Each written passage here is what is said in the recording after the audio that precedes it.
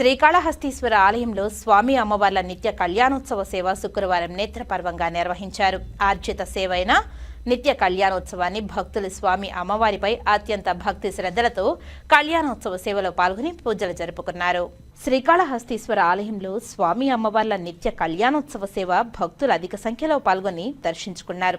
గిరిజా శంకర్ల కళ్యాణోత్సవం చేయిస్తే తమ దాంపత్య జీవితాలు మంగళకరంగా సాగుతాయని, ముత్తైదువులు సౌభాగ్యం కలకాలం ఉంటుందని ఆశిస్తూ కళ్యాణోత్సవ సేవను భక్తులు నిర్వహించుకుంటారు. ఈ మేరకు శ్రీకాళహస్తి ఆలయంలో శుక్రవారం నిర్వహించిన స్వామి అమ్మవార్ల నిత్య కళ్యాణ ఉత్సవం శాస్త్రయుక్తంగా చేపట్టారు.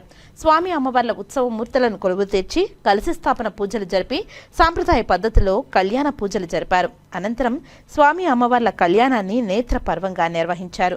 భక్తులు ఉమాశంకర్ల కళ్యాణాన్ని తిలకించి ఆధ్యాత్మిక ఆనందంతో పరవశిస్తూ భక్తి ప్రపత్తులతో శంభో శంకర అంటూ ప్రణమిల్లారు.